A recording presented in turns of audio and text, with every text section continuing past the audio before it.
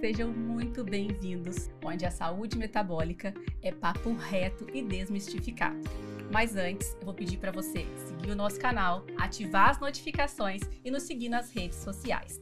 E hoje a gente está aqui com a nossa anfitriã, a doutora Carol Hoff, e com a nossa querida psicóloga, a doutora Suelen, para a gente ter um papo muito descontraído e falar realmente o que precisa ser dito sobre a endobariátrica e os nossos pacientes de um jeito leve. Do jeito que a gente é, sem filtros. É claro que ninguém vai ofender ninguém. A gente está tratando uma doença crônica, uma doença progressiva que não tem cura e que 60% das pessoas estão sofrendo. Então, acho que vamos começar a maior pandemia que a gente já viveu, né? Vamos esquecer do Covid. Quando o pessoal vem falar para mim de reganho de peso por causa da pandemia, eu falo, não, que pandemia? Porque a do Covid já faz 5 anos, gente, não é mais muleta para ninguém. Vamos mudar o mote, que esse já deu.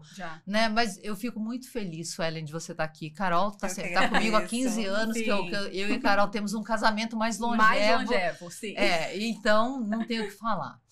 Eu queria começar abrindo para você, assim, que durante muito tempo, eu acho que eu e a Carol, por a gente trabalhando com isso há muito tempo, a gente achou assim que se a gente fizesse o melhor procedimento da melhor maneira possível, ilibada, a gente criando novos métodos, tal, a gente ia ter maravilhosas respostas. Só que a gente vê que cada vez mais a resposta maravilhosa vem quando o paciente se engaja com entender que o mais importante dele é a CPU, que na verdade é a mente. Então, quem ele tem que ter o melhor engajamento é com a psicóloga, é com o psiquiatra, às vezes. Porque, sim, você vai contar pra gente quanto desses pacientes que você atende, que sofrem de obesidade, tem também doenças que não foram diagnosticadas, transtornos alimentares, compulsões, e até onde a psicologia vai, que é um norte, que vai estar escutando, vai estar identificando,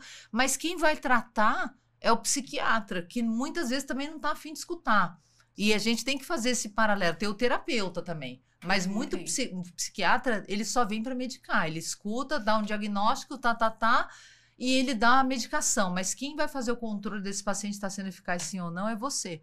Então, hoje eu tenho a humildade, eu acho que a gente devia colocar assim, e eu falo abertamente com o meu paciente. O que eu faço aqui pode ser a melhor costura, o melhor balão, o melhor método bariátrico e tal, mas isso é só pífios 20%. Porque o resto é seu controle alimentar, é o seu controle de ingesta de líquido, é o exercício físico e gostando ou não, é igual tarefa de casa, tem que fazer. E a sua relação com a psicóloga. Então, eu vou mandar a primeira bola para você. Paciente que vem não por vontade própria, mas porque o marido mandou, a mãe mandou, o vizinho mandou, falou que tá gordinho, vai estar com a saúde ruim, não sei o quê. Vai dar certo? Quais são as chances disso acontecer? Não ter vindo essa ideia primariamente dele? Olha, Carol, muito obrigada a vocês duas por terem me convidado aqui, tô super feliz. A chance é muito pequena. Por quê? Porque ele não está vindo por vontade própria, ele está vindo por terceiros, né? Então, primeiro que ele não reconhece qual a necessidade, qual o objetivo dele de estar ali. Quando eu pergunto para ele, qual o seu objetivo, por que você está aqui, né? Faço a anamnese com ele, e ele fala, eu tô aqui porque o meu marido me mandou fazer porque eu tô muito gorda, ou a minha mãe fala, ou alguém da família fala, geralmente esse paciente ele não vai engajar, porque ele está vindo pelo outro, ele não está vindo por ele está em busca de algo que o outro está vendo nele. E quando ele não enxerga isso, essa necessidade dele, ele buscar, ele falar, não, peraí, eu tenho uma doença crônica, né? Entender que a obesidade é uma doença crônica multifatorial, que envolve aí, comportamento alimentar, psicológicos, enfim, ambientais. Se ele não entende isso, ele não vai evoluir no tratamento. Então, ele precisa entender quais benefícios que tem de fazer um tratamento, o porquê que ele está fazendo, e não o outro ver isso por ele. Porque ele vai chegar, ele vai ficar comigo, já aconteceu casos da pessoa ficar e ela me falar, eu só tô aqui porque o meu marido quer que eu emagreça, e eu quero emagrecer rápido. E não é isso, é um processo. E aí, o que acontece com esse paciente? Ele se frustra. Sim. Porque ele tá preocupado só com o que o marido dele tá vendo, né? O marido dela tá vendo. E muitas vezes ela não emagrece da forma que seria o ideal para ela. Às vezes é marido dele também. A gente não pegou essa semana um cara que tava aplicando, saiu em todos os sei lá, notícias, dormindo. Sei lá se era vontade do cara emagrecer, gente. Exatamente. Então, acho que a gente primeiro tem que respeitar a vontade dos outros. E eu acho que o mais importante do paciente que chega até você é ele manter o acompanhamento. Quantos % continuam? Porque assim, muitos ou mesmo te respondem, né, Suelen? Porque a gente vê assim, nem respondeu, doutora Suelen. Ontem eu dei um pito num paciente que estava lá reclamando. Ai, uma adaptação de ele estava melhor que a gente. Melhor que nós três juntos, tal. Tava pleno, ele tava pleno. Só que eu falei, você nem respondeu. Exatamente. Então, eu vou te mandar outra pergunta que eu sempre fico encucada. Nesse tipo de caso do paciente, eu tô aqui por causa de fulano, beltrano, ciclano. Tô aqui, que vem daquele jeito. Tô com uma vontade, não tô nem a fim de escutar, porque eu sei que você vai falar, não sei o quê. Você tenta fazer esse paciente virar a chave, entender, cair a ficha dele que ele tá doente? Sim. Que ele é portador de uma doença, não é só que ele tá acima, tá fugindo do padrão de estética, porque eu falo muito isso. Gente, o manequim menor, ele vai vir de brinde. Mas o que você tem que procurar é a tua saúde, porque a obesidade, ela ceifa anos de vida que você viveria mais, em tese, se você tivesse com saúde. Se não fosse um acidente, ninguém sabe, né? Mas assim, isso está mais do que sabido. E qualidade de vida, gente. Você conseguir agachar, amarrar um sapato. Quantos relatos básico. A gente não escuta, né? De pacientes que chegam até nós e falam assim, eu não consigo amarrar meu sapato, eu fico cansada de subir uma escada. A gente tem um paciente que não consegue, relações, que quando viajava para fora, ele não conseguia dormir na cama, ele tinha que dormir dentro do carro. Olha que... e a gente fala, ninguém vai dormir com 60 quilos e acorda com 120. Não. Do mesmo jeito que... Como é que é controlar também essa ansiedade do cara que tá com 120, querer tá com 80 mas ele acha que vai acontecer um soro, o gênio da lâmpada, vai encostar um negócio e como fazer ele entender que ele precisa desse controle. Né? E respondendo aí a pergunta, o que acontece? Eu trabalho com uma abordagem chamada terapia cognitivo-comportamental, que hoje é baseada em evidências. O que eu faço com esse paciente quando ele chega para mim com esse pensamento, né? Eu trabalho com ele a psicoeducação, de explicar para ele o que é obesidade, o que a obesidade faz na vida dele, quais os benefícios de fazer um tratamento para obesidade endoscópico, né? Quais são, o que vai impactar na vida dele se ele não fizer, se ele não tratar agora, lá no futuro. Então, eu faço uma psicoeducação, uma reestruturação cognitiva desses pensamentos distorcidos que esse paciente ele tem, para tentar puxar ele, para que ele venha por ele, né? E muitas vezes dá certo, quando o paciente realmente ele entende quais impactos que essa doença causa na vida dele, porque muitas vezes o paciente também chega assim, eu tenho obesidade, mas não é uma doença porque eu fiz exames e não deu nada, tá tudo bem. E aí eu vou fazer uma psicoeducação com ele e falar, olha, você já tem uma doença, porque a obesidade ela é uma doença crônica. Você vai esperar ela descompensar? Né? Chegar num nível onde já está muito difícil. Dá pra gente atuar muito mais precocemente e com resultados muito melhores do que você esperar aparecer uma bomba, a bomba explodir, aí você vai catar o caco do que sobrou. Aí é pior. E eu acho que o paciente mais difícil deve ser aquele que fala pra você assim, eu vim na consulta porque eu precisava fazer, porque, por exemplo, estava inclusa no meu pacote e eu sou dono de mim. Como você consegue abordar esse paciente? Porque ele, mais que os outros, precisa de ter um acompanhamento. Esse tipo de paciente, a gente chama ele tem um pensamento muito rígido, né? Que ele não precisa de ajuda, mas quando você vai fazendo, vai desenvolvendo com ele, vai entendendo por outros pontos, porque aí eu começo a pegar outras coisas, não relacionado só à questão do emagrecimento. Então, eu vou puxando outros aspectos da vida desse paciente, quando ele vai ver, ele já está dentro da terapia. Ele começa a ter insights, gatilhos, mas de repente, ele para e fala, não, realmente eu tenho problema com isso aqui.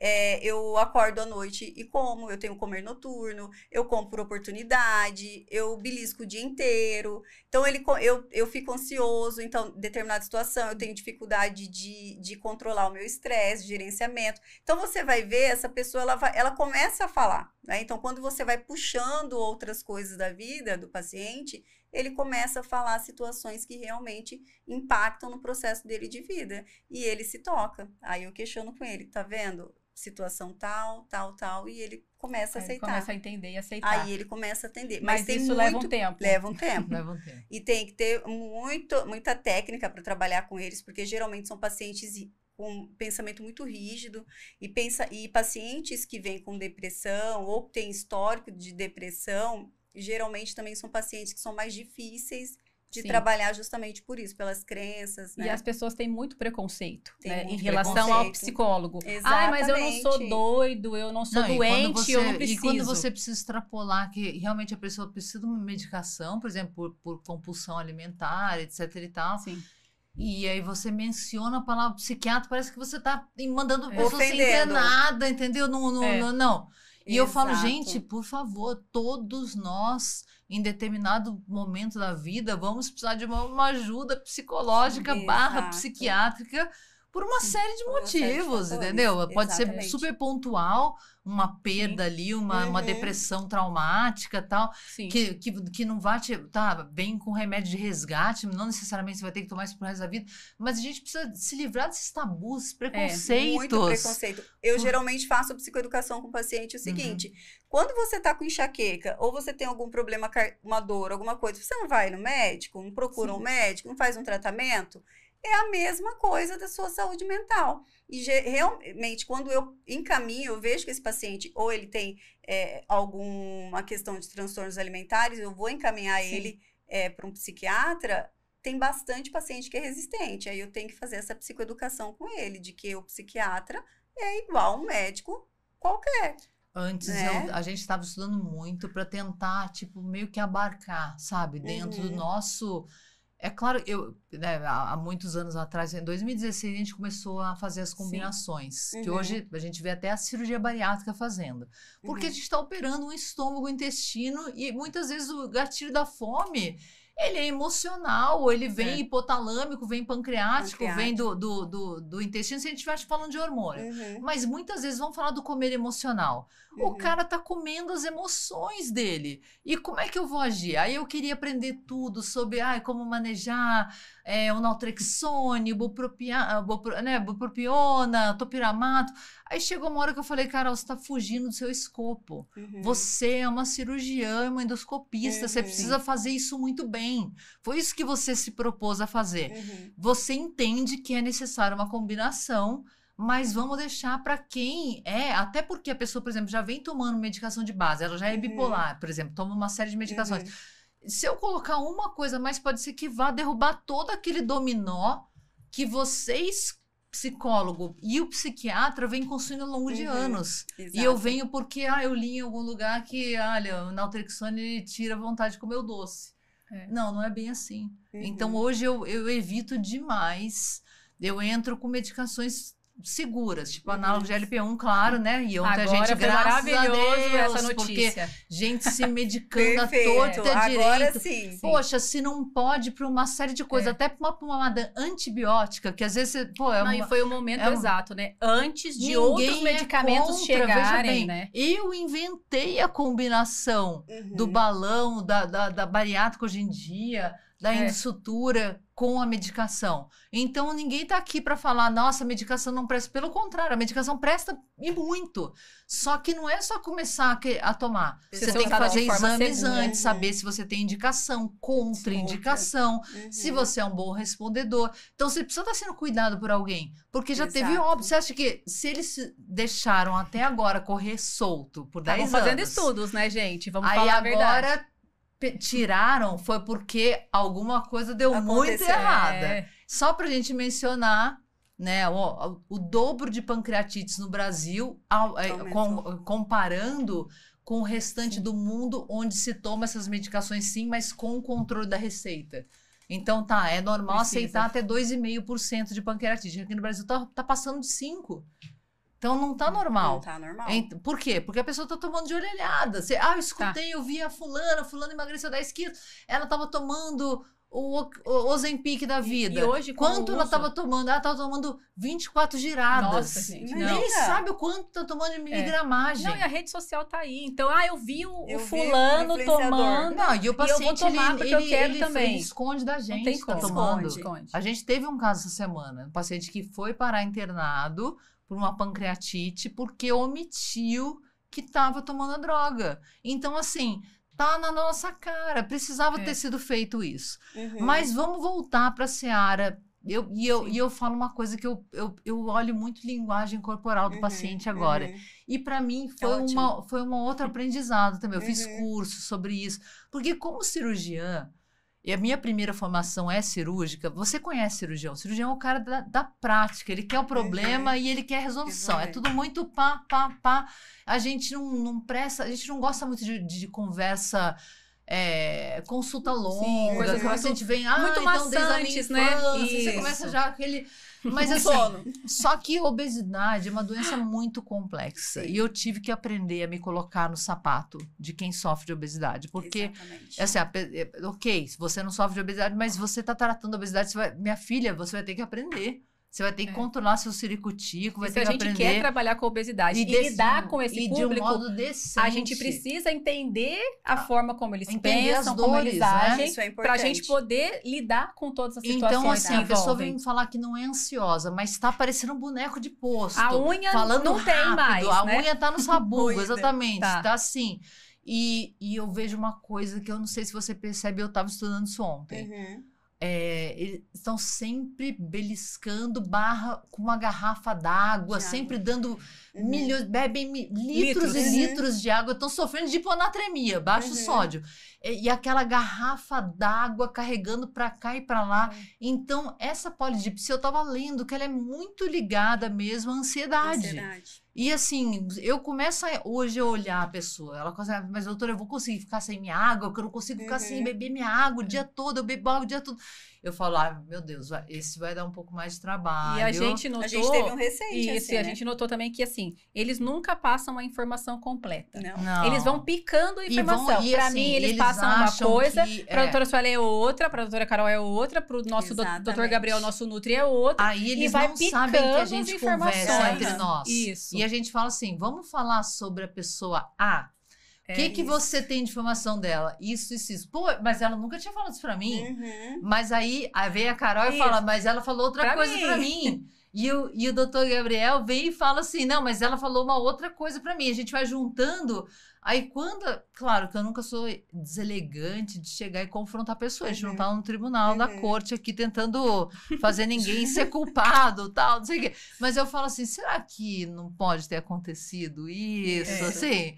Né? De repente eu costumo passar, né? Eu falo, olha, doutora, o paciente tal falou isso pra mim, tenta colocar aí no meio da sua consulta de um jeitinho, vê se é isso mesmo. E eu acho ótimo. E eu costumo também a falar pra eles que, né, tem a equipe multidisciplinar e a gente se comunica. Claro, precisa. Né? Porque a gente precisa falar. Eu sempre falo que a única coisa que eu não vou comunicar é se for um segredo médico-paciente. Exato. Veja bem, for um segredo médico-paciente, que ele pediu para você ficar em... Eu tenho, né, eu fiz o juramento de Hipócrates, eu tenho que honrar esse juramento. Então, assim, ok, isso não vai entrar. Exatamente. Mas às vezes, se eu precisar de uma pergunta, eu vou fazer ela hipoteticamente para você de uma outra maneira, sem falar o nome da pessoa, mas porque eu preciso direcionar essa pessoa também. Exato. Ajudar ela, no caso, né? É a mesma coisa da psicologia também. São assuntos que, lógico, tem coisas que não dá para mim falar para a equipe, mas pontuais de dificuldades e barreira que esse paciente está enfrentando... eu vou colocar ali para a equipe, porque tem o doutor Gabriel, tem a Carol, tem a doutora Carol, são duas Caróis. É muita Carol no lugar só. Carol é Carolzinha, pronto. E assim, a gente fala, Mas você falou com quem? Com a Carol ou com a Carolzinha? Tá. Então, assim, eu não fiquei sabendo. Exatamente. Então, são assuntos que, né, a gente acaba pegando. Vai porque juntando tudo, aí você né? vai juntando e ajuda o paciente, acaba ajudando ele nesse processo. E às vezes ele tem uma resistência lá na hora da consulta. Eu não vou falar isso para psicólogo, mas falou para mim. Falou para você. Aí eu já, olha, aconteceu isso. Tenta abordar como puxada, se não soubesse, né? Dá uma puxada nesse assunto. Bordas a gente vai pegando. Mas eu imagino que seja difícil. Não é fácil. Eu imagino que as suas dores devem ser... Eu tive uma paciente recente, nós tivemos, né? Que ela era dona da verdade. Tudo que eu falava, ela tinha uma solução que era, tipo, a oposta de tudo que a gente prega. Eu juro pra você, Suelen, teve uma hora... Poxa, claro que eu bebo socialmente e muito pouco hoje em dia. Cada vez que eu vou ficando mais velha, eu tô bebendo menos. Porque a gente vê, assim, nosso limiar vai diminuindo. Será que vale a pena beber mais que, sei lá, isso? Porque, de repente, é pra ficar alegrinho, mas, assim, vai custar caro. Mas vamos voltar ao mote. Ela teve uma hora que ela tava me tirando tanto do sério e eu tava fazendo a consulta online e em casa e tava perto de um carrinho de bebida. Eu pensei em engatinhar até o carrinho de bebida e dar um gole numa garrafa de uísque, assim, pra poder voltar em mim, assim, vou falar, não... Peraí, aí eu falei, não, Carol, pelo amor de Deus, assim, você precisa voltar a si. Eu falei pra mim mesma, volta a si, presta atenção no que ela tá falando e conta que se não for, por exemplo, se ela não estiver disposta a abraçar, porque se ela tá fazendo tudo isso aqui e tá dando tudo errado, se ela tivesse fazendo tudo do jeito dela e tivesse dando certo, eu até ia pensar, nossa, eu quero, existe uma outra maneira que tá dando certo, eu até quero aprender, mas tá dando tudo errado. E ela não tá a fim de me escutar. Teve uma hora que eu falei, se não for para você escutar a equipe, abraçar a equipe e fizer um juramento pra gente nesse momento que você tá disposta a mudar esses hábitos, eu nem vou te operar. Eu não vou te operar, não. Eu preciso do dinheiro, todo mundo precisa. Eu adoro fazer o que eu faço, a gente faz muito bem. Mas eu tô declinando a sua cirurgia. Porque não vai dar certo. Não dá. Não vai dar certo. Então, assim, a gente também tem que ser humilde de saber, assim... hoje eu acho que... E tem uma frase muito célere na medicina, que o cirurgião sábio é aquele que sabe indicar, mas o mais sábio ainda é o que sabe... Falar não. Foi um caso recente que a gente teve também, né? Dizer não. Exatamente. E isso é algo que é um fator Mas a gente não é ensinado para isso. A gente é ensinado assim, não, se você é bom, você vai matar essa bola no peito. Exato. Você vai pegar... Você vai agarrar e vai tratar, vai lidar com isso. Mesmo que dê errado, mas você fez tal. Mas hoje o problema é que se der errado, a frustração vai ser ainda maior do paciente e ele ainda vai ser um paciente mais difícil de lidar. Ele fica frustrado com a equipe, com o método. Ele fica frustrado com ele mesmo. Com tudo. Nós também ficamos frustrados. Ele precisa entender isso. Porque você está aqui para fazer o quê? O melhor paciente. Exatamente. Nós estamos aqui para fazer o melhor paciente. Um paciente frustrado é uma frustração nossa também. Ele precisa entender porque a gente que tá não deixando... né? Porque ele não conseguiu, a gente vai ficar, mas tudo bem. Tudo bem. Não, a gente tá deixando de ajudar mais uma vida, mais uma pessoa que tava precisando, que veio até nós, porque ela realmente estava precisando da nossa ajuda. E a gente declinou, porque talvez naquele momento não era, mas é muito difícil para eles entenderem, né? É muito difícil para eles entenderem. E o que a doutora Carol colocou também é interessante, essa questão de não fazer ali o procedimento no paciente, quando já está em acompanhamento com ele, vê que não tem, eu vou te encaminhar para uma psicóloga ou para um psiquiatra, enfim. A mesma coisa quando chega comigo. Quando eu vejo também que não é da minha alçada, que eu não vou dar conta, não vai dar, eu já encaminho, porque não é a minha especialidade. E outra coisa, né, Suelen, que eu acho legal de você discutir. Às vezes, eu uso muito essa palavra. Não é o timing da pessoa. A gente não está dizendo não. A gente não vai te operar, não vai fazer a sutura, não vai fazer. Mas neste momento... E aí, quando que você consegue entender qual é o momento que a pessoa... Tá pronta. Quando ela realmente, eu quero fazer o procedimento, então eu quero fazer o acompanhamento psicológico antes de fazer o procedimento. O ideal seria isso, mas a gente sabe que nem sempre acontece. Fazer ele entender realmente se aquilo faz sentido na vida dele, se esse objetivo tá muito amplo para ele, Então, ele já entendeu, ele sabe o que vai ser lá na frente, como que vai ser a dieta, o que ele vai ter que fazer, quais são os hábitos, o que ele vai ter que mudar do comportamento alimentar. Se ele já entendeu muito bem esse processo, né? Se isso já está muito bem estabelecido para ele, aí ok. Agora, quando ele ainda está com dúvidas, quando ele ainda questiona muito, né? Que, não, eu acho que a dieta líquida para mim, não sei, eu acho que não vai ser legal, eu não vou aguentar. Quando você percebe que esse paciente ele está inseguro ainda com esse processo, então não é a hora ainda. E pra gente é meio frustrante, a gente estava conversando essa semana até. Porque a gente faz tanto vídeo, eu procuro usar uma linguagem super tranquila, assim, é bem diferente da linguagem, claro, que eu vou usar dando uma aula para colegas e tudo. E assim, realmente eu faço bastante conteúdo. Eu chego até a me cansar da minha voz, de me olhar, sabe? Falo, nossa, meu Deus, vou falar disso. Eu falei, será que a gente tá fazendo errado? Será que a gente tem que botar 2 bonequinhos um conversando com o outro? Aqui, então, olha, a dieta vai ser líquida. Tá? Falei, porque ele não pode ser mais explícito. Mas eu acho que o paciente, ele só quer escutar aquilo que ele quer escutar. Exatamente. Que ele vai perder 20% em média do peso, que não sei o que, ele não quer escutar. Ele quer escutar, assim, as coisas boas das cláusulas ali. Pode perder isso, pode acontecer aquilo. Tá? Vou emagrecer tanto. Agora que ele vai ter que passar pelo calvário, porque é um calvário. Exato. Tudo que a gente abraça, eu falo, gente, não tem almoço grátis. Não. Se você quer tem que passar por um desconforto. Não, e se existe jeito, alguma coisa vai acontecer no meio do caminho. Se o almoço é grátis, a bebida não. Mas a gente estava conversando isso antes de entrar no ar. Que assim, eu tenho uma fundação que é da minha família, a Raw Foundation, vem do meu nome, né? E que antes a gente patrocinava muito paciente gratuito. E a gente teve uma percepção muito ruim, que tudo que vem muito fácil, a gratuidade, para um procedimento muito caro, que realmente assim, a gente acaba com um valor absurdo. E hoje a gente não deixou de patrocinar. Só que o que a gente está fazendo hoje? Nós estamos patrocinando a formação de médicos endobariatras. Assim, da cirurgia endoscópica, vamos colocar dessa maneira, porque não existe um nome, não existe endobariatria, existe endoscopia bariátrica, eu vou aumentar isso para cirurgia endoscópica.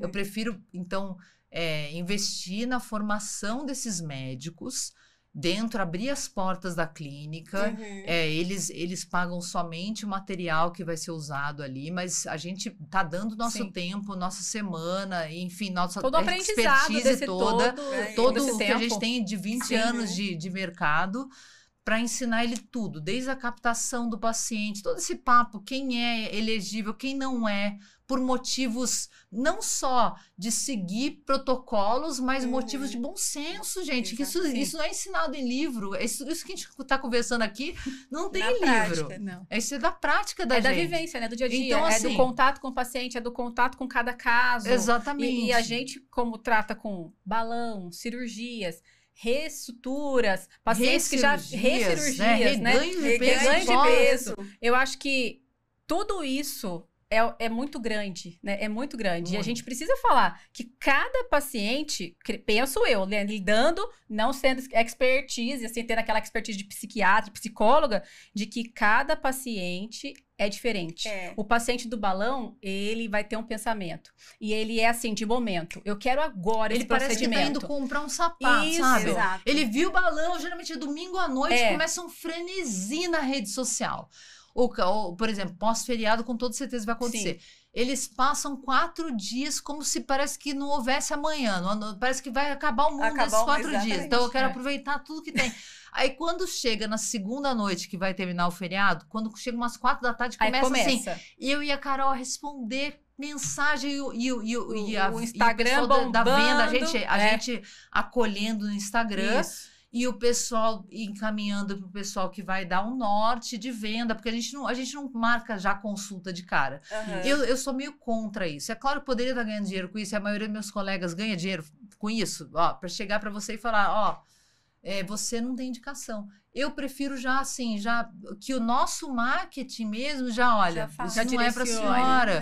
Porque assim vai fazer a pessoa pagar um X, que para ela às vezes tá dolorido, só para escutar um não que ela poderia ter escutado por uma frase. Sim, então, assim, olha, não, mas talvez pense nesse. Claro que sempre dando esperança. Ó, comece com um nutri, com um psicólogo, mas agora não é hora disso. Até porque muitos pacientes vêm com a esperança de que a gente seja a solução para os problemas deles, né? Principalmente os pacientes de reganho de peso. Quantos a gente escuta? E já vem com aquela eu tô aqui frustração, porque ele acha que ele foi já um fracasso e não foi. E não foi, a bariátrica assim, a gente fez não sentido tem, pra exatamente, ele até o momento. Por mais que a bariátrica seja super bem feita, aqui vocês estão vendo o estômago em tese operado, depois a gente explica. Assim, ele tem uma durabilidade. Pode ser que dure para sempre se o paciente mudar a chavinha.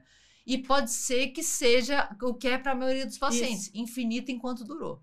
E eu falo, você vai ter que aprender a largar isso para trás, não sofrer mais com isso. Foi bom enquanto durou, pá, mas agora não tá mais, parou de funcionar. É outra fase. E a gente vai precisar de um plano B.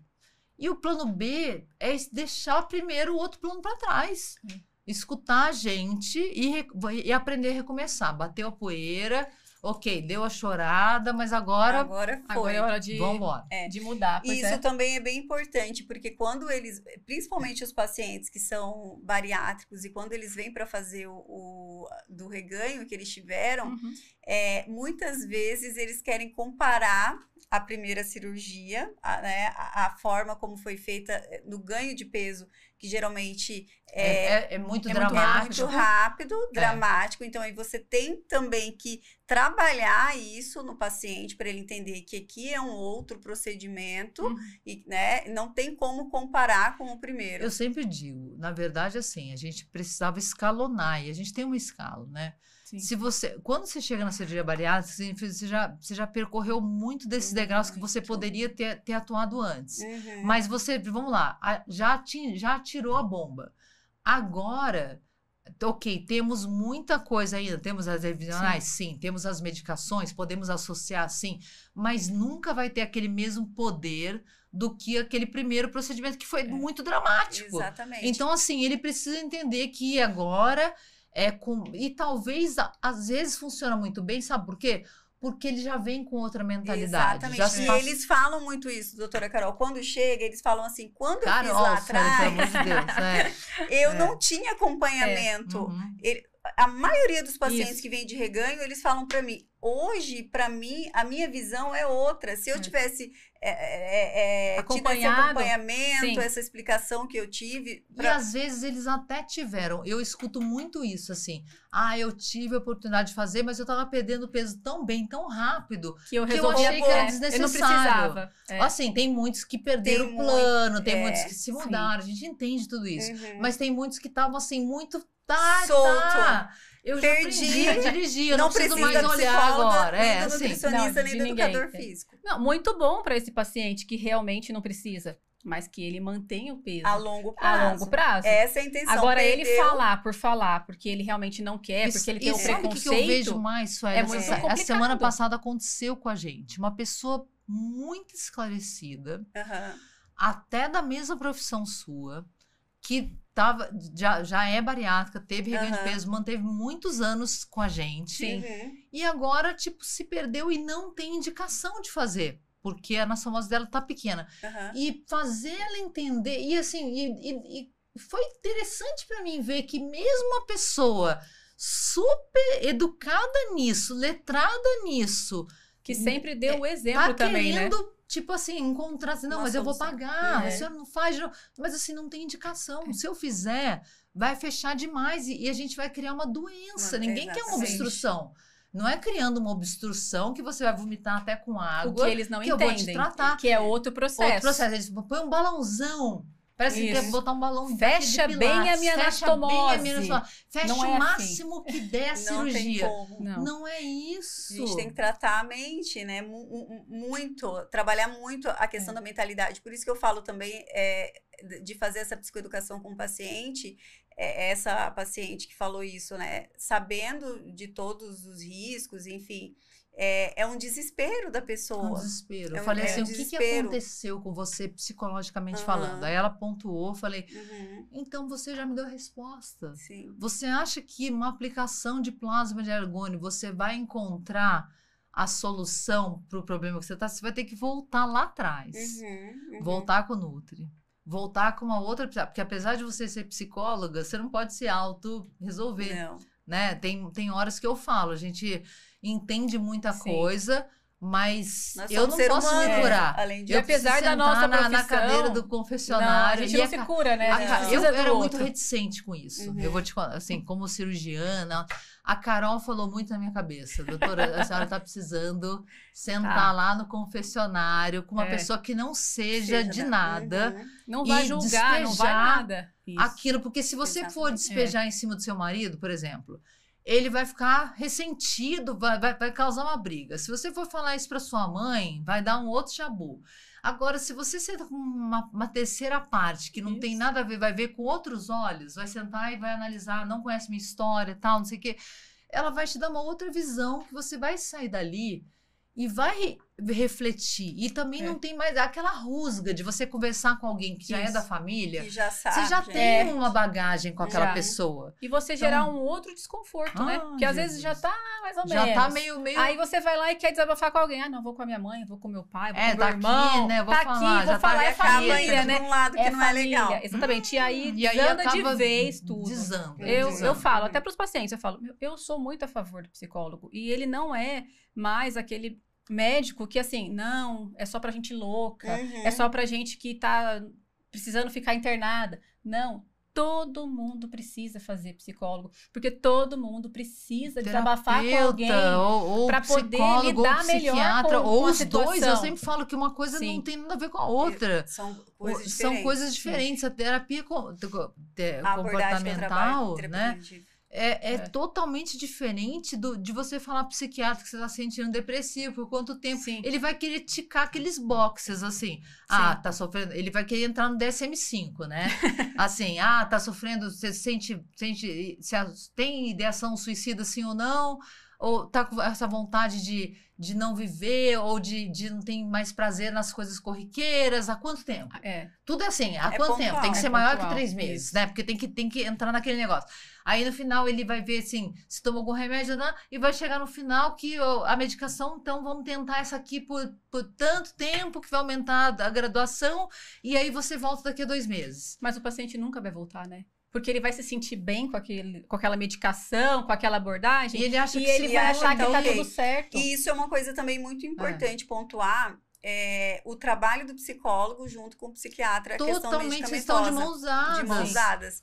E hoje em dia, muitas pessoas também não sabem que o psicólogo, ele trabalha com obesidade, comportamento alimentar e emagrecimento. Porque eles acham que o psicólogo trabalha só com transtornos mentais. Não, e o paciente tem que entender que justamente isso. Não adianta geralmente ele não quer ir ao psicólogo, porque o psicólogo vai fazer ele tocar na ferida.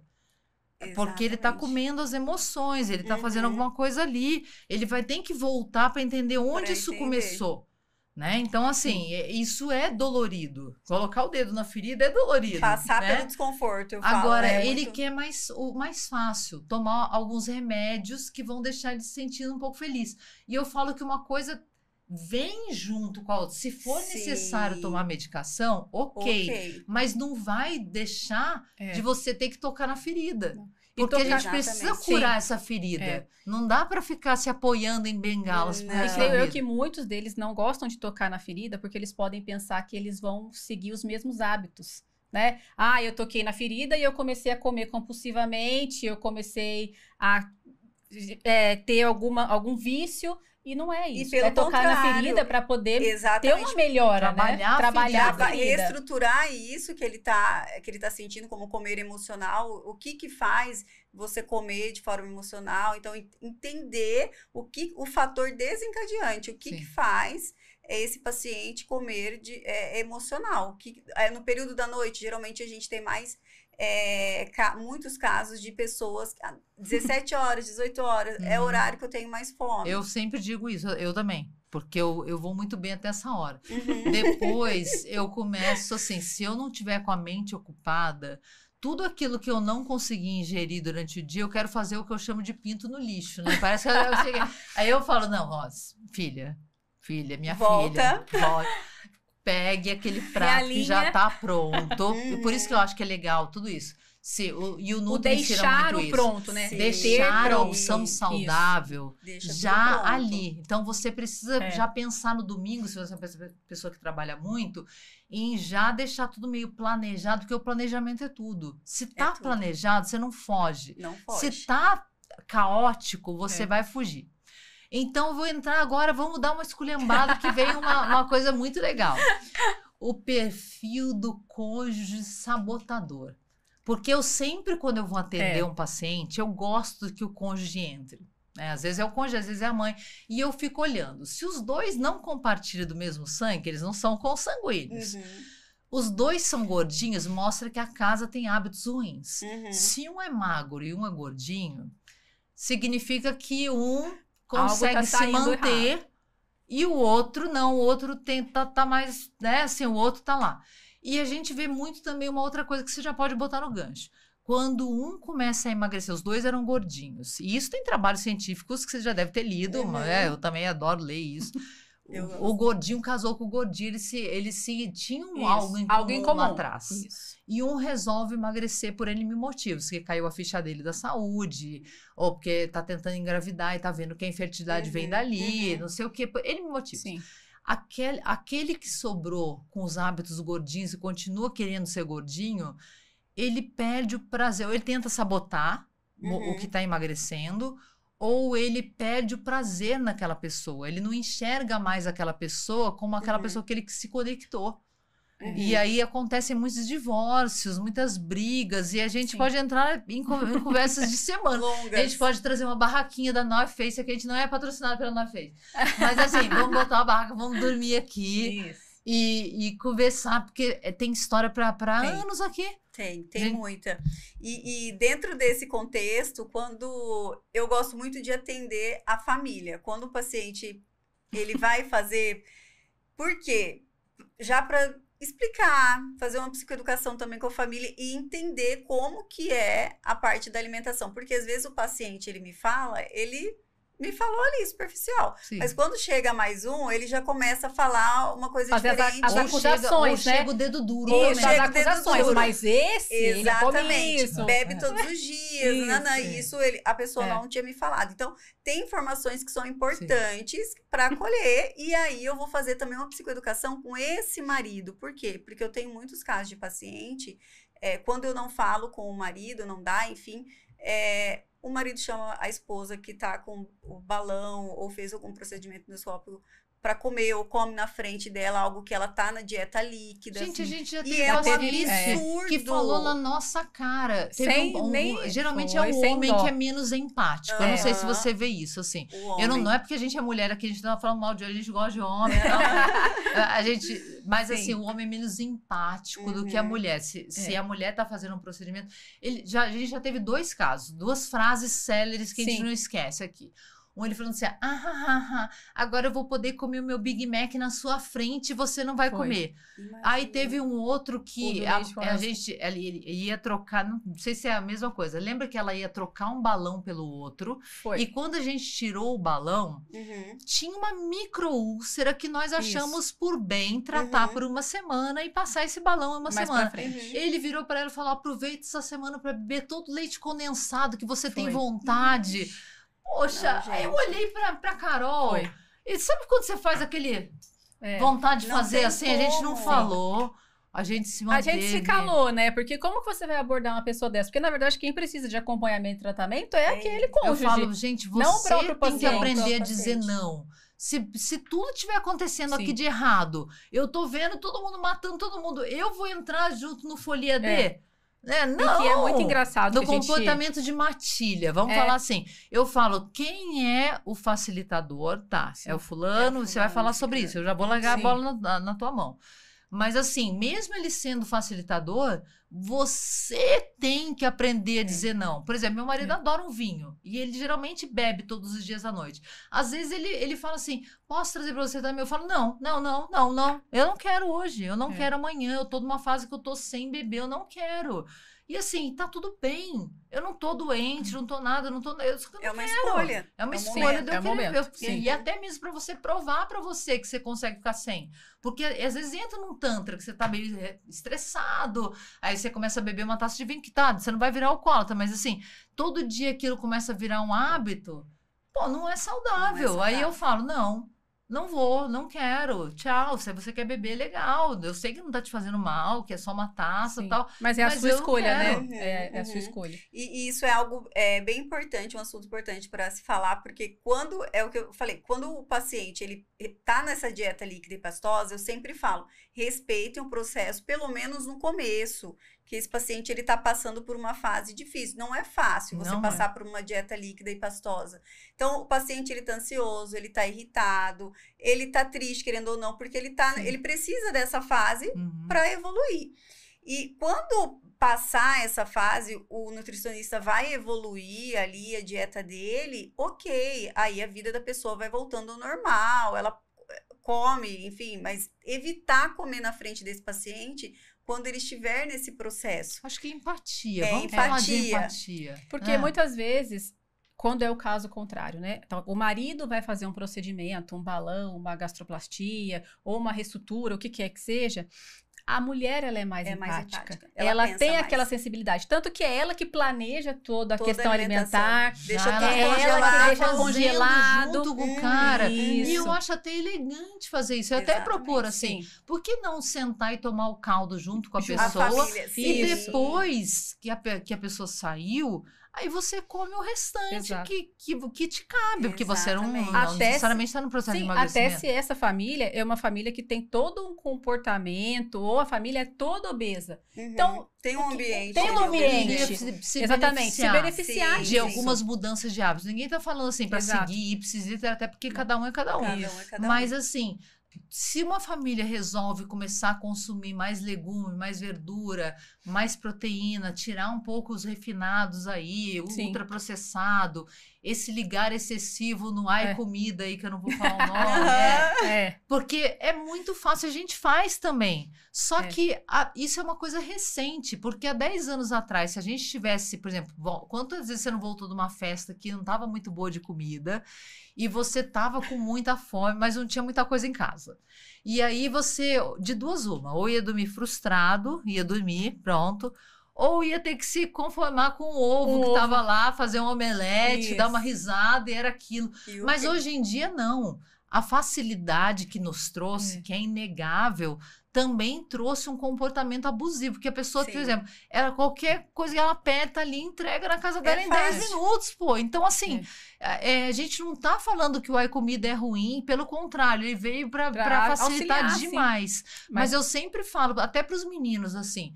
Por exemplo, hoje é um dia que provavelmente isso vai acontecer. Eles vão olhar a comida caseira que tem lá pronta, que tá muito boa, que a Wanda que fez, ela sabe e tal. Mas eles vão querer pedir o iComida. Porque, assim, eles estão tem um nome meio esquisito em medicina, mas que se chama pica. E a pica significa uma vontade de comer tal coisa específica. Eu tô com pica de comer quibe cru. Isso vai ser polêmico. Vai ser polêmico. Mas a gente não tá sendo deselegante aqui, a gente tá usando o termo médico. Exatamente. Então, assim, eu falei, gente, tudo bem. Só que hoje é o começo do feriado. E tem uma comida fresquinha aí. Gostosa, e maravilhosa. Quer dizer, essa comida vai ficar velha amanhã. Ninguém vai jogar comida no lixo. E segundo, que vamos evitar. Hoje é o primeiro dia, então vamos ter bom senso. A gente pode pedir amanhã, pode pedir domingo, né? Pode pedir sábado. Então, assim, mas ainda hoje vamos... Dia, né? A comida tá aí boa, maravilhosa, por que não? Mas eu acho que essa é a dificuldade do paciente e da família, né? E quando esse paciente, é o que eu sempre falo, passou, evoluiu a dieta, ele está em tratamento, enfim, não é que você vai deixar de comer, nunca mais eu vou comer. Então, isso eu trabalho muito com o paciente, você vai comer. Dar adeus à comida. Exato. Você vai comer com equilíbrio e com consciência. Hoje você vai comer porque realmente você quer comer, e no outro dia a pessoa vai passar na tua frente e vai te oferecer aconteça e você vai dizer não. Sim. Por quê? Porque você vai ter que aprender a tolerar o desconforto, a passar por isso. Então, o paciente, ele desenvolve, na terapia, a gente ensina esse paciente a desenvolver a habilidade de dizer não, a tolerar o desconforto. Porque o paciente obeso, ele tem baixa tolerância ao desconforto. Então, não é fácil, tem que ser trabalhado isso com ele, por isso que eu falo que a ajuda da família é muito importante. Sim. No começo, a família entender que é um processo, que é um tratamento, que as pessoas não entendem que é um tratamento. Então, colocar isso para a família, olha, é um tratamento realmente que esse paciente está fazendo e ele precisa desse suporte. Depois você vai comer o que você quiser, mas pelo menos agora, de momento, não coma na frente do paciente. E eu acho que você pode dizer muito mais que a gente, assim, que o paciente que faz a consulta antes dele executar qualquer procedimento, lá na frente, ele tem uma maior facilidade desse entendimento ou não? Porque aquele paciente que assim, não, eu quero fazer o balão agora, eu quero fazer uma cirurgia agora, e lá na frente ele vai fazer o acompanhamento. Existe essa diferença, assim? Você nota que o paciente que te procura antes de executar todo o processo age de uma forma do decorrer do que aquele que foi de imediato, foi assim, no susto? Existe essa diferença. Por quê? Porque quando o paciente ele vem antes, para mim, eu consigo trabalhar quais são as expectativas dele. Alinhar tudo isso com ele, porque muitas vezes ele tá ali com vocês e ele fala assim, não, eu entendi que eu vou perder peso aqui, né? Só que não, chega lá na frente ele se frustra. Então, trabalhar com esse paciente a frustração dele, preparar ele antes para o caminho dele, o processo dele. Por quê? Porque ele acha que vai ser flores, por mais que ele vê que não, tem explicações, doutor, vocês colocam ali, só que isso é trabalhado com ele em sessão. Então, ele vai falar comigo coisas que talvez ele não falaria para vocês. Sim. Entende? Então, a gente vai trabalhar objetivos, o que ele espera desse procedimento. E a gente coloca metas curtas, metas realistas. Eu sempre falo isso, metas tangíveis. Exatamente. Não vamos assim, essa semana você tem que perder 3 quilos. Não. Olha só, se essa semana você perder e não estagnar e não ganhar, já está valendo. Tá ótimo. Já está valendo. É claro que se você colocar um esforço a mais e for treinar já 3 vezes por semana, talvez essa sua perda vai ser muito maior. Mas colocar metas tangíveis, porque às vezes eles vêm com umas metas, a gente tá com uma paciente bem assim, mas ela vê assim, mas doutora, a senhora sabe que eu quero fazer minhas reparadoras no fim do ano. Eu falei, então, você tem que, de novo, conversar com a psicóloga e alinhar expectativa e comprometimento. Exatamente. Porque se você quer entrar no vestido 38 no fim do ano, quer fazer suas reparadoras, você vai ter que nadar um pouco mais, entendeu? Assim, não é só o treino que te passaram, nada daqui a aqui, ou corre daqui a esse poste. Você tá afim de uma coisa que o procedimento, você tá extrapolando o que a gente diz para você que é uma média, né? Que é o que é baseado em literatura, em toda a nossa casuística e tudo mais. Se você está querendo extrapolar, é possível? É. E eu sempre falo que qualquer procedimento, seja uma bariátrica, seja um balão, seja uma endosutura, você está comprando uma bicicleta. Se essa bicicleta vai ficar empoeirada na garagem, se essa bicicleta vai te levar até São Paulo, e a gente está a 88 quilômetros de São Paulo, ou se ela vai te dar o Tour de France, quem vai decidir é você. Porque pedalar a bicicleta é sempre possível pedalar mais. Ou encostar ela e fingir que não tá vendo. Não tá vendo. Então, eu falo assim, se o seu objetivo aqui, a gente tá te dando os meios de chegar lá. Que é um bom procedimento, um bom acompanhamento. Agora, eu não posso percorrer esse caminho por você. É isso que eles acham, assim, que se todo dia eles me mandarem uma mensagem, eu vou ter uma mensagem motivadora. E eu não tenho. A gente tem um caso, né? Todos nós não temos. Que nos mandam mensagem toda semana. Olha, essa semana aconteceu isso, isso e isso. Eu emagreci tanto. Eu acho legal. Assim existem algumas pessoas que... Mas eu falo assim, geralmente, gente, 90% da vida da gente é disciplina. É disciplina. 10% é motivação. Por exemplo, hoje... De 2 semanas, eu fui malhar com motivação. Porque eu tinha mais tempo, eu podia suar. Porque geralmente o que acontece? Eu não posso me entregar assim, porque eu vou trabalhar na sequência. Então, se eu já matar o treino ali, fizer aquele treino extenuante, como é que eu vou seguir o dia? Então, eu dou uma malhada de manhã e depois eu volto para fazer o mais eficaz. Outra fase. Que é um pouco chato, porque você tem que voltar 2 vezes, tá? Mas tudo bem, é o que cabe na minha vida agora, vambora, né? Mas isso que a pessoa não entende, entendeu? Que não é... Não tem ninguém comigo quando eu tô malhando lá sozinha, falando... Parabéns, Carol, que maravilha, vamos ganhar estrelinha, vou colar a estrelinha na sua testa. Não, basicamente eu abro a clínica, eu tô sozinho, eu levo minha cadela preferida e eu começo a malhar. Os primeiros 5 minutos eu falo, meu Deus, o que eu tô fazendo aqui? Eu podia ter ficado dormindo a mais, eu podia, depois eu volto e faço. Só que a gente sabe que quanto mais você procrastina, as chances de você, quando você vai deixando pro fim do dia, milhões de coisas podem acontecer e te bloquear. Agora, se você já começa fazendo, mesmo que não seja muito, você não seja muito daquele horário, mas se você já fez, já matou aquilo. Então, assim... Já antecipou. Eu já fiz. Pelo menos eu falo assim, ficou meio mal feito hoje, mas... Pelo menos eu fiz. A grande maioria nem saiu da cama. É aquele famoso, né? Melhor mal feito do que não feito. O André Agassi fala muito isso, assim, que o segredo do treinar, de qualquer coisa na vida, é o seguinte, não é todo dia que você vai estar 100%. Mas do 30%, por exemplo, que você estava aquele dia, você tenta dar 100%. Você só de ter ido e ter feito, por mais que tenha sido mal feito, você fez 100%, mesmo do 30%. Que você estava mal por algum motivo e tal, mas você foi. Então, assim, você conseguiu tirar algo da tua dieta que você ficou com vontade de não comida por quilo, mas você conseguiu, sabendo que era ruim, conseguiu tirar. Passou por uma privação. Já é. Não, e não é para sempre o que você falou. Não é para sempre. É aprender a ter uma outra ligação com o alimento que não é aquela que o alimento vai desaparecer, que você precisa correr atrás dele. Sim. Aí a gente cai num outro perfil de paciente, aquele que se despede da comida antes do procedimento. E o interessante de atender antes também os pacientes por isso. Porque a maioria, quando você vai perguntar para ele fala assim, vou aproveitar e vou me despedir, vou comer tudo que eu não vou comer nunca mais. Você não vira o seu olho para cima, assim, sem virar na cara do paciente, mas mentalmente, eu falo que eu tô rolando meu olho para cima, assim, internamente tô fazendo assim...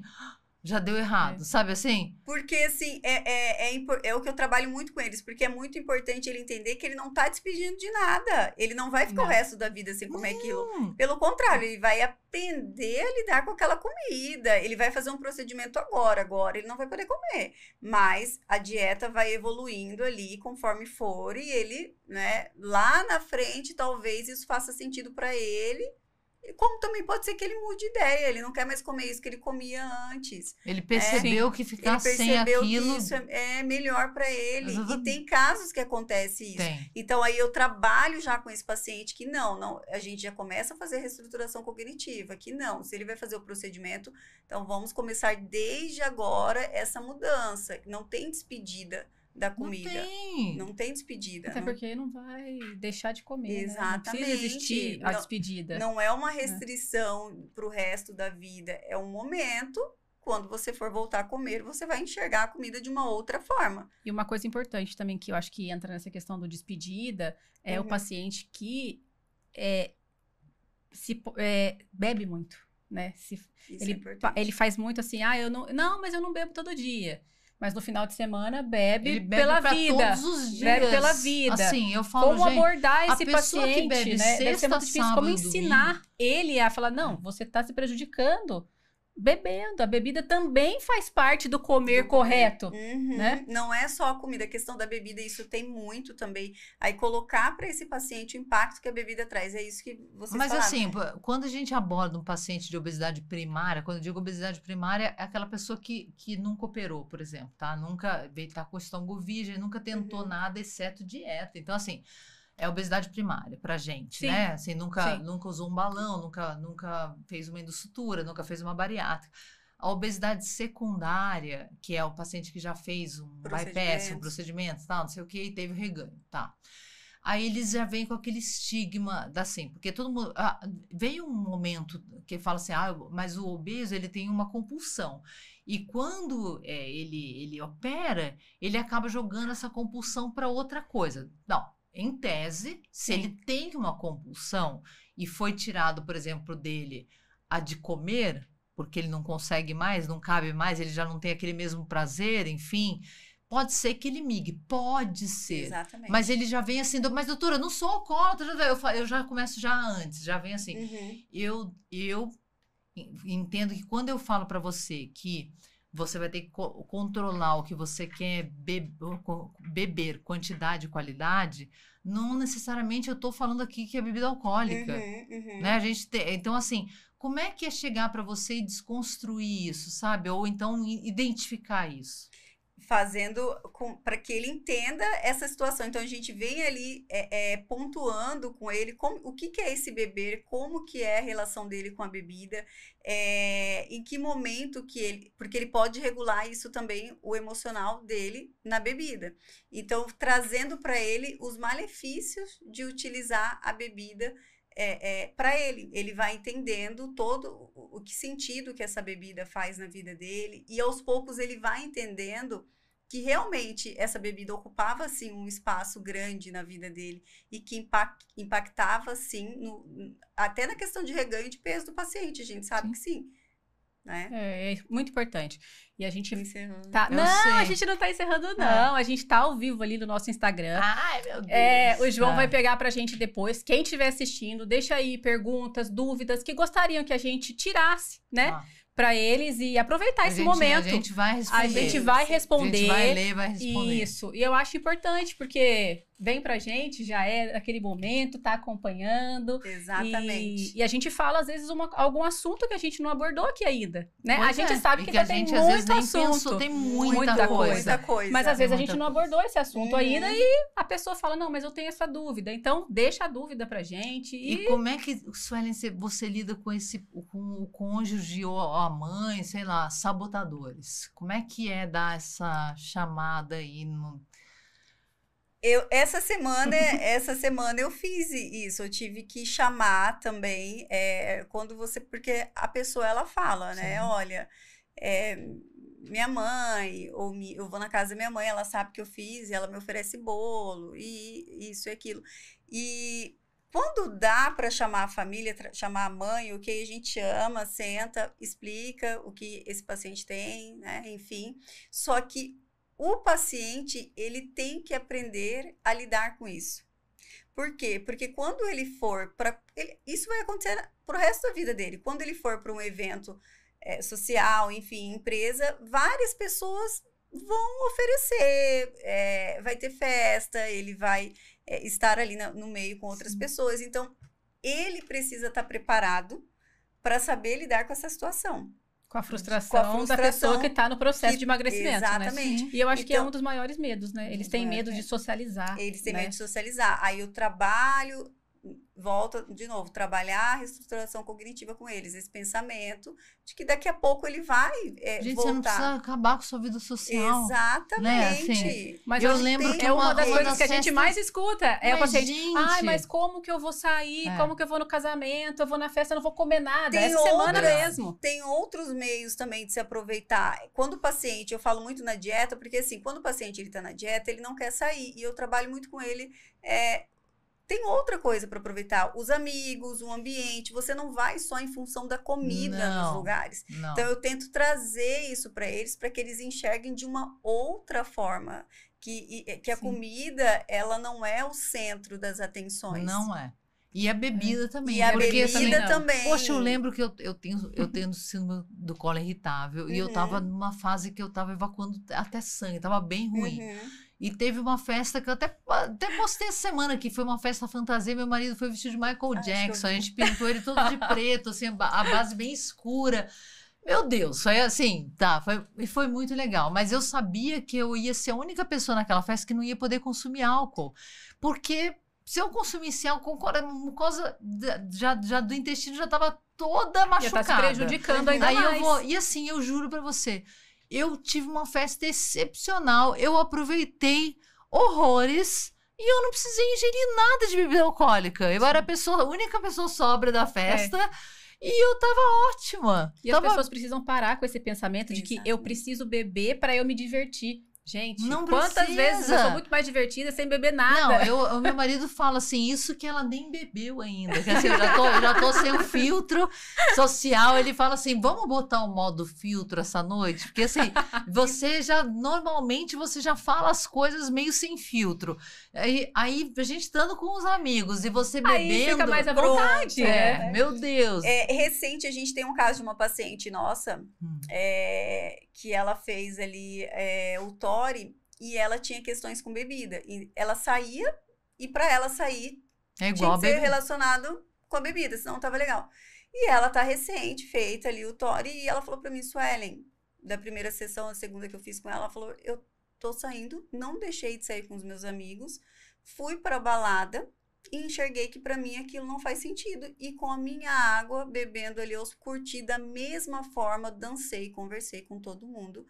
E deu certo bebida, igual, super e foi legal igual. Ela Sim. falou pra mim, não me senti... Ela falou, deu vontade? Deu, mas eu entendi que pra mim não faz mais sentido aquilo ali. E eu não quero voltar, não é porque eu tô agora, né, recente, feito o procedimento, mas é algo que eu não quero. Que eu vi que foi negativo. Foi negativo. Mas esse é o ponto bom, né, da psicóloga.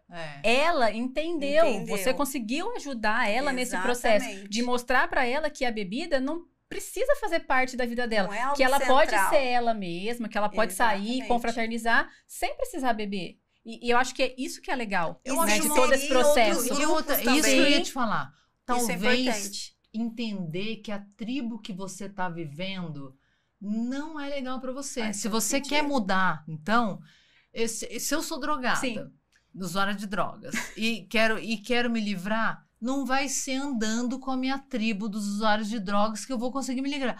Sim. Com a comida é um pouco diferente, porque ninguém vai conseguir ficar com alguém que não come. Não existe essa pessoa. Mas mudar para aquela pessoa que não traz o hábito ruim. Sim. Ou então se fortalecer para dizer ou não. Sim. Então, assim, eu falo, você quer ser mais saudável? Vai para uma academia, porque todo mundo que tá lá tá tentando ser mais saudável. Exatamente. Então, é uma tribo já que você quer pertencer e vai se tornar a vida mais fácil. Se você tá querendo... Então, assim, tem que mudar alguns paradigmas. Você tem que saber o seu objetivo, claro, você não vai conseguir mudar a sua família. Não. Você não vai conseguir mudar algumas coisas. Às vezes, sim, mas quando a gente você consegue lê no trabalho. ajustar também Aí, com a família. Consegue ajustar. Alguns casos tem aquela disruptura mesmo, uma ruptura aí o casal acaba se divorciando porque o fulano quer continuar bebendo. Mas talvez eles não eram tão compatíveis quanto eles achavam que eram. Enquanto foi infinito, enquanto durou. Desviou. E acontece. Porque a gente foi acostumado àquele felizes para sempre. E só que eu acredito muito mais no infinito enquanto dure. Sabe? Que se for para sempre, ótimo.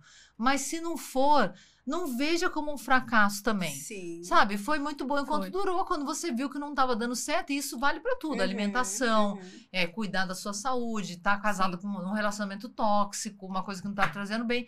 Saiba entender e dar um ponto final naquilo. Isso que a senhora falou agora é muito importante, né? Muitas pessoas, principalmente os pacientes portadores de obesidade, muitas vezes eles estão num ambiente tóxico, num relacionamento tóxico, mas eles não conseguem identificar isso. E aí começa as sessões, acompanhamento com a psicóloga, e eles começam a perceber, a identificar. E eu acho que isso deve trazer grande alegria, né? Porque ou grandes conflitos. Conflitos, mas assim, a vida sem um conflito, gente, não tem graça. Eu falo tem pro que ter meu um pouquinho filho, de emoção, gente, né? a vida é uma montanha-russa. Se a gente tivesse uma flatline, a gente estaria morto. Se a gente só vivesse no cor-de-rosa, não ia ter graça, você não ia perceber que era cor-de-rosa, porque você precisa afundar no cinza para sair do cinza e entender que o cor-de-rosa é legal. Às vezes nem era tão legal assim, mas você vai ver que era muito legal. Né? Mas não dá para ser 100% tudo te agradando. Não dá. Você tem que viver com a frustração. E talvez essa seja o maior problema, não só dessa geração, mas da época que a gente está vivendo agora. A gente tá tudo muito fácil. E a gente está lidando com poucas frustrações. Eu acho que eles são difíceis de lidar. Eles não procuram ajuda porque eles acham que eles sabem tudo, porque eles têm acesso a tudo. E acho que a pandemia e a obesidade ainda vai crescer mais Vai, por conta até disso. chegar a um ponto de declínio. A gente ainda não chegou no auge, assim, a gente ainda está subindo. Sim. Porque muita informação eles tiram no Google, tiram por hoje com qualquer a IA tá aí, que não precisa nem aí fazer força. Eles acham que, assim, não, se eu fizer isso vai dar certo, eu não preciso de ajuda, eu vou tentar, só que assim... Não vai. Não consegue. Sozinho não vai. Não vai. Quando você vê também muitas pessoas, hoje mesmo eu estava conversando com uma mulher, ela perguntou o que eu fazia, enfim, eu falei para ela que trabalhava, né, eu sou psicóloga, trabalho com obesidade, e aí ela falou, ai, que legal, eu tenho um problema de comer emocional, enfim, contou um pouco da história dela para mim. Eu falei, tá, mas você faz acompanhamento? E eu nunca emagreço, com Nutri, educador físico? Ela, não, eu faço tudo por conta, e eu vejo que eu nunca tenho resultado, vou na academia, vou e não tenho resultado. E eu falei para ela, é muito importante você procurar ajuda. E tem mais uma questão, a pessoa fica muito focada no peso. Exatamente. E ela esquece do que ela tem que fazer, do comportamento alimentar dela, da mudança. E além disso, o peso, ele não determina, porque a gente sabe que tem outros fatores ali que envolve. Sim. E ela acaba se frustrando, porque muitas vezes ela pesa e ela vê que não saiu ali o número da balança.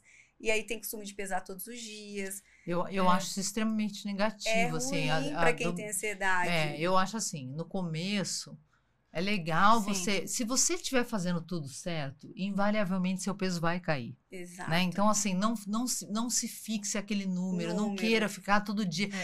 A gente já teve pacientes que mandavam para linhas do Excel para gente. Uhum. Assim, ó. De manhã às 73,4. De tarde e de noite. À tarde, 74,3. Poxa, assim, calma. Eu não me peso praticamente nunca. O que me norteia é o seguinte, eu continuo comendo direitinho, continuo fazendo exercício, minhas roupas continuam cabendo em mim. Pra que eu vou pesar? Pra saber se tá 56 ou 58 ou 54? Sim. Vai estar naquele limite ali que tá saudável. Os exames estão sendo feitos, sim, tá tudo saudável, tá tudo certo. Agora, não se ater. É claro que eu falo assim, depois que você atinge a sua meta, é interessante que você se pese. O automonitoramento. Por quê? Pelo menos semanal. Porque pequenos, por exemplo, você fez todo um tratamento, perdeu 40 quilos. Não foi fácil. Uhum. Aí você pesa na sexta e pesa na segunda, que geralmente é o dia que a gente está mais leve, mais pesado, né? Porque a gente se dá aos caprichos do fim de semana.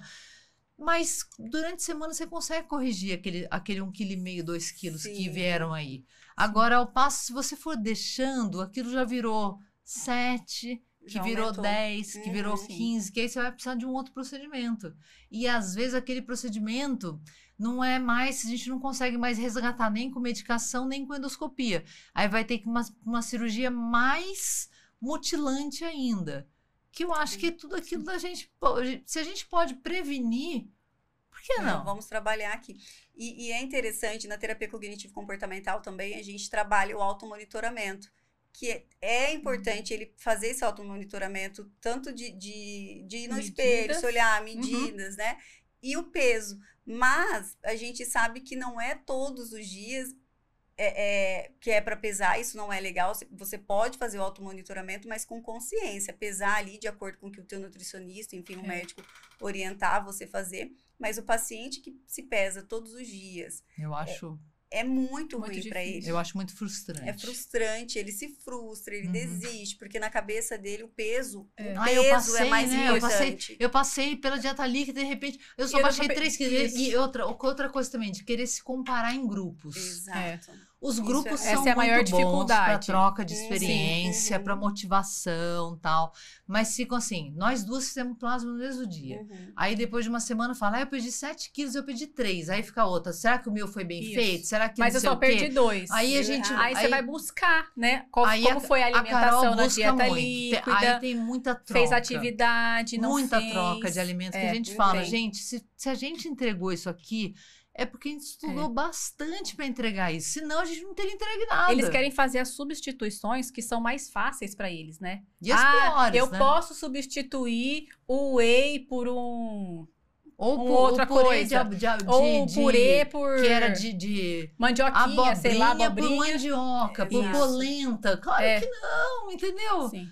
Sim, e isso é algo importante para você trabalhar. Eu posso tomar um açaí. Gente, não é só porque é líquido. Não, o açaí, eu falei, só se você quiser só ficar com isso no dia, uma gordura pura. Você vai ficar, é a única refeição.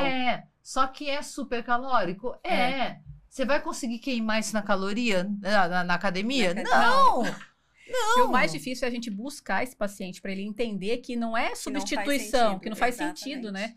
É muito difícil a gente buscar, eles fogem. Aí quando você dá uma resposta que eles não gostam, eles fogem também. Eles fogem aí a gente precisa ter vários, no grupo, várias pessoas, eu falo assim, ó, ele não tá respondendo a Carol. Então, entra o João, ou entra o Patrick, ou entra a Tati, entra qualquer. Manda a Suelen de volta. Eu entro, às vezes eu mando mensagem dentro do carro, faço vídeo. Essa semana mesmo, né? Durante os exames. Eu falei, não vai dar abordar tempo, agora. Precisa falar com esse cara agora. Precisa abordar agora. E a Carol colocou no Viva Voz, eu continuei fazendo exame, a gente ficou numa consulta de uma meia hora. Foi. Porque ele é extremamente teimoso, precisava ouvir aquilo naquela hora. O dia tava daqueles dias que a gente sabia que ia ser intermináveis, mas eu precisava resolver. Sim. Eu precisava falar com ele, não podia delegar para mais ninguém. Sim. E foi excelente. E foi muito bom, porque ajudou. A gente conseguiu resgatar essa pessoa antes que ele tivesse ido de vez, e aí a gente não ia conseguir resgatar ele mais. Eu falo, gente, o legal da equipe, e eu gosto de tratamentos, eu sou meio assim, não vou falar que eu sou contra, balão de 6 meses, mas alguém vai resolver um problema de obesidade crônica em 6 meses? Então, assim, eu acho que o balão de 6 meses ele é muito legal, muito pontual.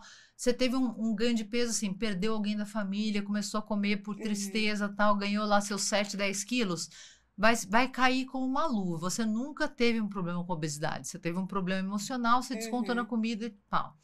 Agora, aquela pessoa que sofre com obesidade a vida toda, como é que você acha que um balão de 6 meses, uma intervenção de 6 meses, não é só balão, uma intervenção de 6 meses vai curar aquela pessoa?